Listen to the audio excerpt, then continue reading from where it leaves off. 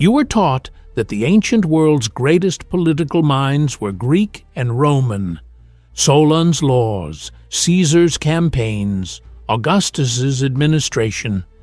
The story of organized government, as most people received it in school, runs from Athens to Rome to the European capitals that came after. That is the version, and like most versions told by the people who write the books, it is incomplete in ways that are not accidental. In 261 BCE, a man who controlled an empire stretching from what is now Afghanistan to Bangladesh, from the Himalayas to the edge of the Indian Ocean, fought a battle. He won. He stood at the edge of a battlefield where, by the most conservative scholarly estimates, 100,000 people had just died. Thousands more were dying as he stood there. Prisoners were being walked away in chains. He looked at what he had done, and then he stopped. He did not simply retreat into private guilt. He dismantled the mechanisms of conquest that had made him the most powerful ruler in Asia. He carved his new governing principles into stone across every corner of his empire. Principles of nonviolence, religious tolerance, environmental protection, equal justice for all subjects, and the rights of prisoners. He established hospitals, planted trees along roads, dug wells, and created what the historian Romila Thapar, writing in 1961, described as the first systematic attempt in recorded history to govern by ethical principle rather than by military force alone. His name was Ashoka, who was the third emperor of the Maurya dynasty, and by the 3rd century BCE he governed roughly 50 million people, a population larger than the entire Roman Empire at the height of Augustus. You were probably never taught this, not in any detail. Maybe a paragraph, maybe a name on a timeline. That absence is not an accident. Someone made that decision. This video is about who made it, when and why, and about what Ashoka actually built before they buried him. The specific mechanism of erasure is less dramatic than a burning library, but it is more insidious. It happened inside universities, inside colonial administrative offices, and inside the decisions of a British scholarship project that ran from roughly the 1830s to the early 20th century. When British colonial scholars began systematically cataloging Indian history in the 19th century, they encountered a problem. Ashoka's rock edicts, inscriptions carved on stone pillars and cliff faces across the subcontinent, had survived for over 2,000 years. And they were there, undeniable, spread across modern India, Pakistan, Nepal, Afghanistan, and Bangladesh, written in multiple scripts, in multiple languages, signed by Ashoka himself. They described a functioning imperial administration built on principles that contradicted almost everything Britain claimed to be introducing to India. The edicts spoke of religious tolerance among competing faiths. They spoke of the welfare of animals. They spoke of fair treatment for prisoners and condemned men. They spoke of equal justice regardless of religion or caste. They spoke of public health care, of road infrastructure, of tree planting programs. Ashoka described the state's obligation to its citizens using language that, in Europe, would not appear in official policy documents until the 19th century at the earliest. The British scholarly response, led through institutions like the Asiatic Society of Bengal, was not to suppress the edicts. The stone was too public and too permanent for that. The response was to reframe them. Indian civilization, in the Orientalist framework that James Mill codified in his 1817 History of British India, a text that became required reading for British colonial officials and that Mill wrote without ever setting foot in India, was presented as primarily spiritual, philosophically interesting, but politically primitive. A civilization of contemplation, not of governance. A civilization that needed external administrative organization. Ashoka's edicts demonstrated the precise opposite. They were administrative documents. They were policy. They were the written record of a functioning state that operated by law. And so they were treated, in the curriculum that Britain established for Indian schools, as religious curiosity rather than political achievement. They were filed under Buddhism. They were made devotional. The emperor was transformed, by the framing of colonial scholarship, from a statesman into a saint. And saints do not challenge the claim that a country requires foreign administration. That is what happened. It was documented. It was deliberate. And it shaped what the world was taught about ancient India for the next century and a half. So, let's correct the record. To understand what Ashoka built, you first need to understand what he inherited. The Maurya Empire did not begin with him. It began with his grandfather, Chandragupta Maurya, who, around 322 BCE, unified the fragmented kingdoms of the Indian subcontinent into a single political entity.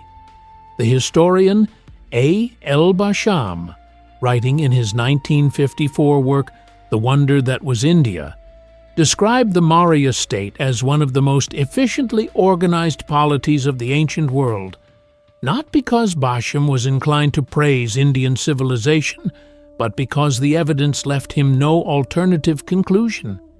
Chandragupta's chief minister, Kautilya, wrote a treatise on statecraft called the Arthashastra. We have it. The document survives. It is roughly the length of a modern academic textbook. It covers taxation, military strategy, foreign policy, economic management, the administration of justice, and the organization of a state intelligence apparatus. It is more comprehensive than anything written in Europe on political organization until at least Machiavelli, and Machiavelli wrote 1400 years later. The Arthashastra existed. It worked. Chandragupta used it to build an empire. Then he handed that empire to his son. His son handed it to Ashoka. Picture what Ashoka inherited. It is roughly 268 BCE. He has just consolidated power after what ancient sources describe as a violent succession struggle, the nature and scale of which is debated but documented in multiple Buddhist and Jain texts. He controls an administrative system with a central capital at Pataliputra, in what is now Bihar, a city that the Greek ambassador Megasthenes visited and described in his account Indica as one of the most magnificent urban centers in the world. Megasthenes estimated the city at roughly 9 miles in length and 1.5 miles in width, surrounded by a timber wall with 64 gates and 570 towers. This was not a town. This was a capital city by any architectural and administrative standard of the ancient world. The empire Ashoka governed stretched across an area that modern scholars, including Upinder Singh in her 2008 survey, A History of Ancient and Early Medieval India, estimate at roughly 5 million square kilometers. That is larger than the continental United States.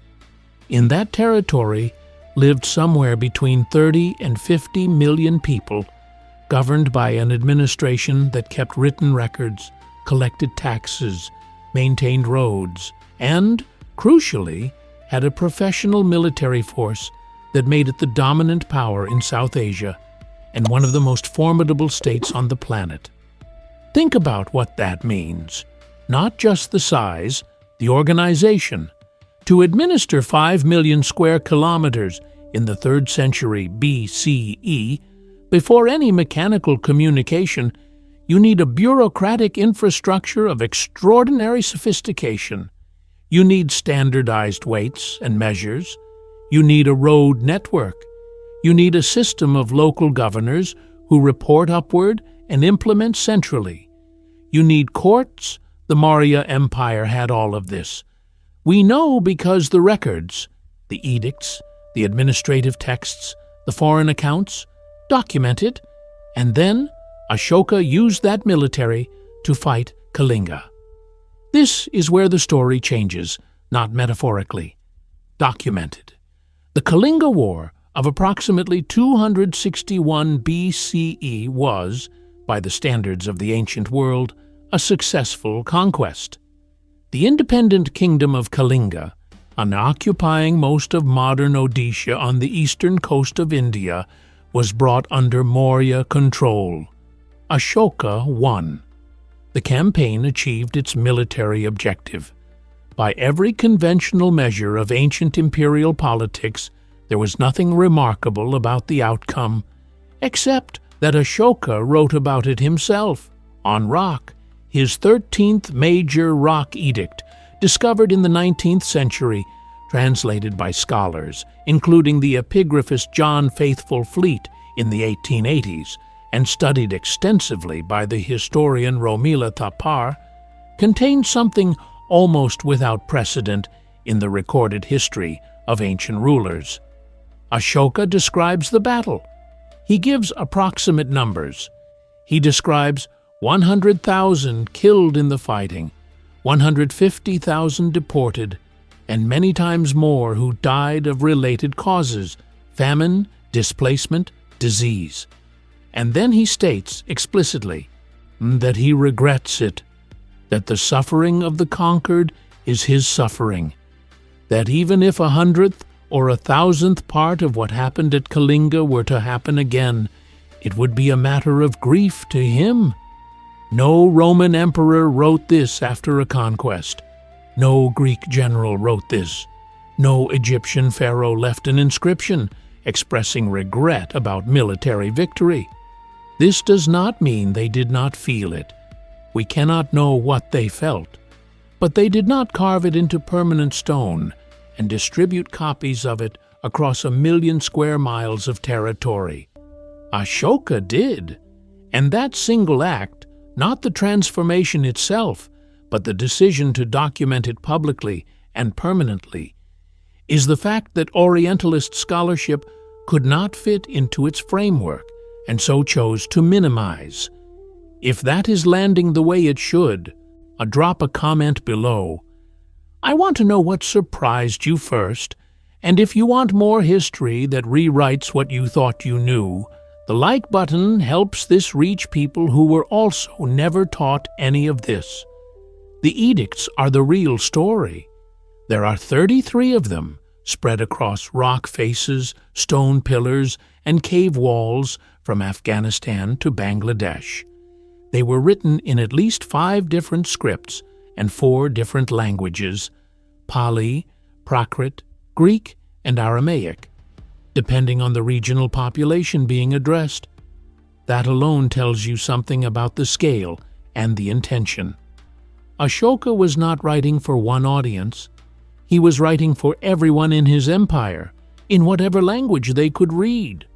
What the edicts say is the part that history preferred to reduce to religious sentiment and then file away. The second major rock edict establishes a public health system. Ashoka orders the planting of medicinal herbs along roads, the digging of wells, the construction of rest houses for travelers, and the establishment of facilities for the treatment of both humans and animals. He names specific regions where these measures were implemented. He is specific about the animals, not just livestock, but wild animals. He writes that he has made provision for the medical treatment of animals in his empire where none previously existed, and has sent physicians to neighboring kingdoms as well. This is 261 BCE public health as a documented state responsibility. In Europe, nothing comparable appears in official policy for another 19 centuries. The seventh major rock edict concerns religious tolerance. Ashoka states that he respects all sects. The term he uses encompasses Buddhists, Brahmins, Jains, and others. He writes that he does not honor his own sect or disparage others. He states that the root of tolerance is control over one's speech, that one should not praise one's own sect and blame others without reason. He writes that if a person exalts their own sect while denigrating others purely out of devotion to their own group, they injure their own sect most severely. I want to be precise about what I'm saying here. This is not a vague spiritual aspiration. This is a governing document. It was the official position of the largest empire in Asia. It was carved into stone and placed in public spaces so that every subject could read or be read to it. The head of state had formally committed the machinery of imperial governance to religious pluralism. That is a political document. It is a policy position. And it is from the 3rd century BCE. The third major rock edict orders his provincial governors to go out into the countryside every 5 years, specifically to ensure the spread of these principles, not for the purpose of collecting taxes or suppressing dissent, but to communicate the Dhamma, the ethical framework that Ashoka was attempting to make the operating principle of his state. He was building a civil service and then repurposing it for ethical outreach. The machinery of empire, traditionally used for extraction and control, was being redirected toward what Ashoka called the welfare and happiness of the people and even of the animals. But the wealth of the edicts was only part of the story. What made them threatening was not what they said. It was what they proved about who had said it. By the time British colonial scholarship encountered Ashoka's edicts, they had existed for over 2,000 years. The physical fact of them was impossible to deny. The pillars are enormous. The Allahabad pillar alone stands over 10 meters tall, is made of a single piece of polished sandstone, and carries an inscription of such quality that modern scholars still marvel at the engineering required to produce it. These are not fragments. They are not ruins. They are complete. They survived the Maurya Empire's collapse, the Gupta period, the medieval sultanates, the Mughal Empire, and 2 centuries of British rule. James Prinsep, a British colonial official and scholar working in Calcutta, deciphered the Brahmi script used in most of Ashoka's edicts in 1837. This was the moment that Western scholarship first had direct access to what Ashoka had written. And what happened in the decades that followed is what this video is really about. Prinsep himself treated the discovery with genuine scholarly enthusiasm. He published his findings in the Journal of the Asiatic Society of Bengal and understood immediately that the edicts represented a discovery of major historical significance. But Prinsep died 2 years later, in 1840, before he could develop an extended analysis of their political implications, and the scholars who came after him worked within a framework that had already been established. The Orientalist framework that India was primarily a civilization of religion and philosophy, not of governance and law. The edicts were studied, they were translated, they were included in encyclopedias and academic papers, but they were consistently framed as religious documents. The standard 19th century scholarly treatment of Ashoka placed him within Buddhist history, rather than within the history of political thought. His tolerance edicts were read as Buddhist compassion. His public health measures were read as pious philanthropy. His administrative directives were treated as the expressions of a converted king's religious enthusiasm rather than as the policy documents of a functioning imperial state. The consequence of that framing was that Ashoka did not appear in the books where political history was written. the books on governance, on law, on the development of the state. He appeared in the books on religion, specifically in chapters about the spread of Buddhism, and the chapters on the development of political philosophy, which ran from Greece to Rome to the European Enlightenment, did not need to account for him. The framing had made that omission invisible. This is the mechanism that Orientalist scholarship provided to colonial education. Not suppression, not destruction, classification.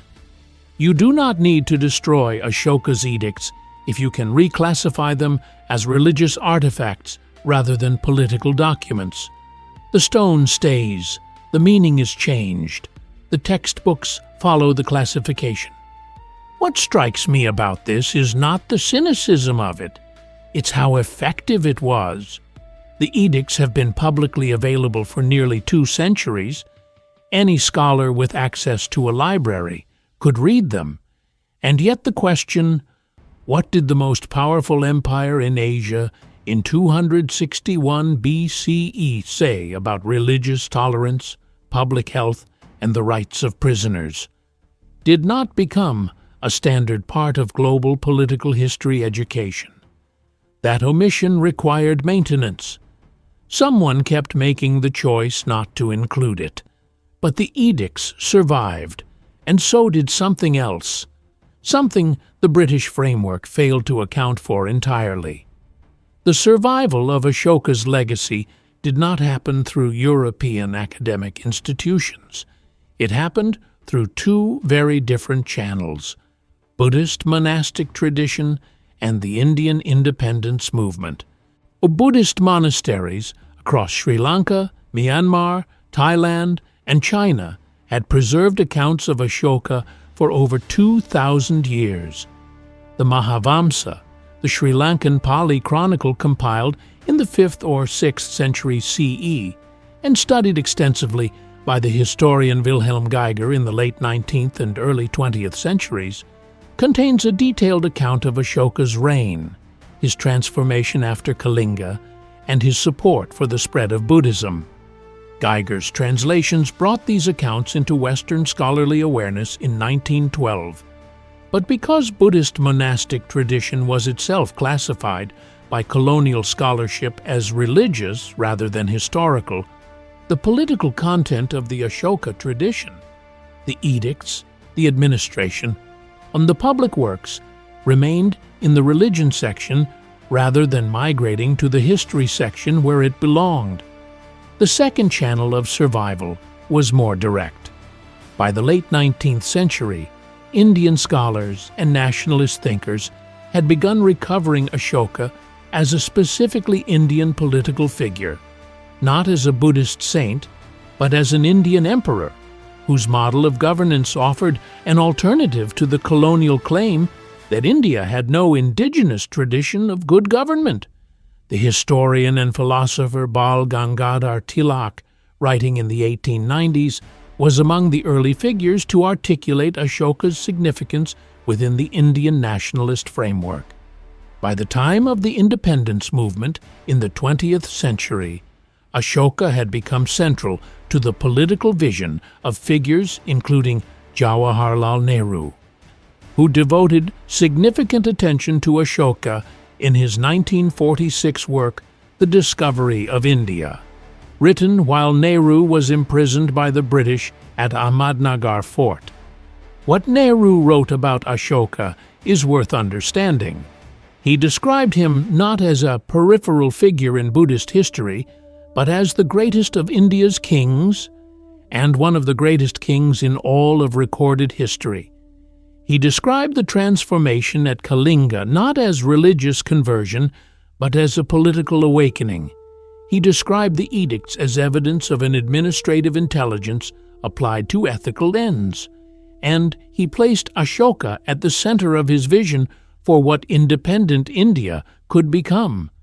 That was not a coincidence. It was a direct reclamation of a figure that colonial historiography had misclassified for a century. The independence movement did not simply reclaim Ashoka as a symbol. It embedded him in the architecture of the Indian state itself. And this is where the story connects to something you carry with you every day. When India became a republic in 1950, the new constitution required an official national emblem. The emblem chosen was the lion capital of Ashoka, a polished sandstone sculpture created during Ashoka's reign that originally topped one of his stone pillars at Sarnath in Uttar Pradesh. The sculpture shows 4 lions standing back to back, facing the cardinal directions. Beneath them is a frieze of animals: an elephant, a bull, a horse, a lion, separated by the wheel of Dhamma, the Ashoka chakra. That wheel is what you carry. The Indian national flag, adopted in 1947, carries the Ashoka chakra at its center. The flag of the world's largest democracy, a flag that has flown for 75 years, is built around the symbol of the emperor who gave up war. That is not sentiment. That is a documented political decision made by the framers of independent India to anchor the identity of a new democratic republic to an emperor from the 3rd century BCE, who concluded that the measure of a state was not the number of its conquests, but the welfare of its people and animals. Think about that for a moment. Not the symbolism, the argument being made that the most appropriate founding symbol for a modern democracy was not a general, not a conqueror, not a dynasty that expanded territory, but an emperor who sat at the edge of a battlefield, counted the dead, and chose differently. The scholars who recovered Ashoka's legacy did so against the grain of the scholarly establishment. Romila Thapar, whose 1961 biography, Ashoka and the Decline of the Mauryas, remains the most cited academic work on the subject, spent decades making the argument that Ashoka's edicts needed to be understood as political documents rather than religious ones. Her analysis demonstrated that Ashoka's concept of Dhamma, the ethical principle that governed his edicts, was not synonymous with Buddhism, as colonial scholarship had assumed, but was a deliberately pluralist framework intended to function across religious boundaries. Thapar's work required directly confronting and dismantling the Orientalist classification that had contained Ashoka for a century. And she had to argue that a document meant for public governance should be read as public governance. That should not have required argument. The fact that it did tells you something about the depth of the classification. A similar reclamation happened in archaeological scholarship. The discovery and documentation of Ashokan pillar sites across South Asia through the 20th century, work led by institutions including the Archaeological Survey of India, and the efforts of scholars such as D.C. Surkar, whose research on Indian epigraphs through the 1960s and 1970s provided the most systematic inventory of Ashokan inscriptions, made it increasingly impossible to maintain the framing of the edicts as purely religious. Sirkar's documentation showed that the edicts were placed at road junctions, administrative centers, and sites of public gatherings, not at temples and monasteries. These were not placed where people went to worship. They were placed where people went to conduct business, travel, and live their lives. They were public policy statements. The placement proved the intent. The scale of what survived is, in the end, the most significant fact. 33 edicts across 5 countries, in 4 languages and 5 scripts, carved into permanent stone by an emperor who understood that administrative decisions needed to outlast any individual reign. Ashoka did not assume that the people who came after him would share his values.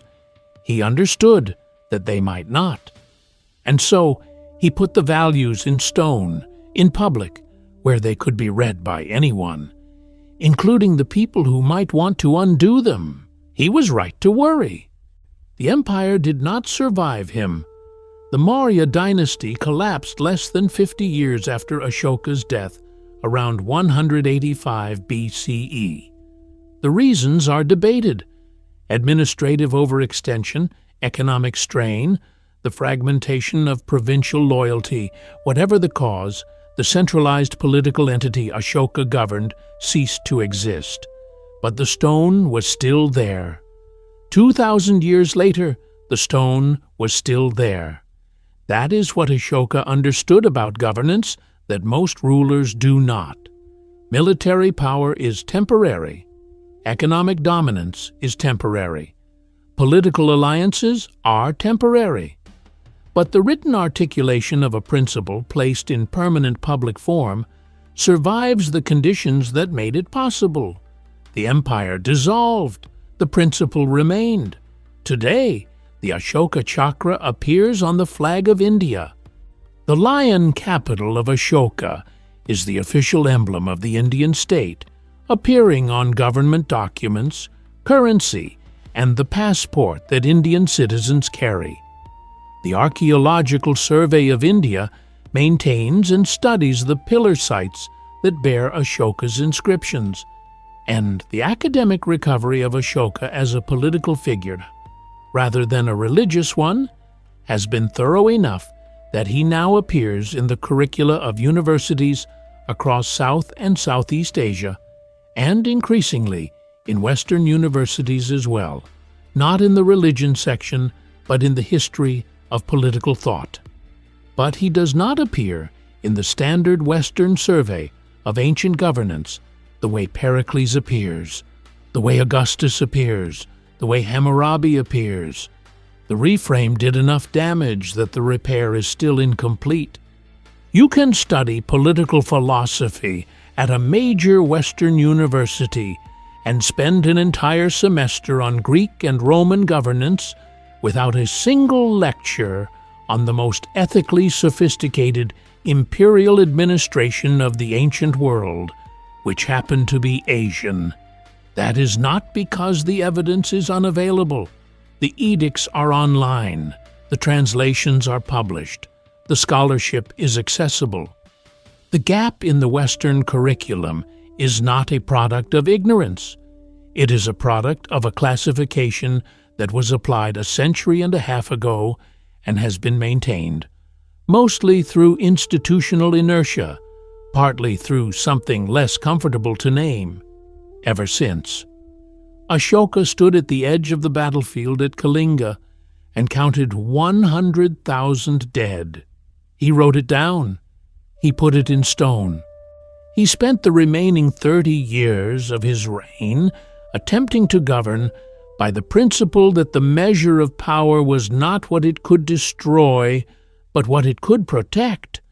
History could not find a use for that story, not when the stories it needed were about expansion, conquest, and the inevitability of imperial order. A man who won the largest battle of his career and then concluded that winning was the wrong goal was not a useful model for the world that colonial scholarship was building. So they classified him. They made him a saint. They filed him under Buddhism and moved on. The stone disagreed. It always did. Which story do you think history buried most deliberately? The achievement itself, or the model of governance it represented? Tell me in the comments, because the distinction matters, and I want to know what you think. The next video is about the trade route that made Europe rich, and the civilization that built it centuries before any European ship found it. History did not lose Ashoka. It reclassified him. The stone never agreed.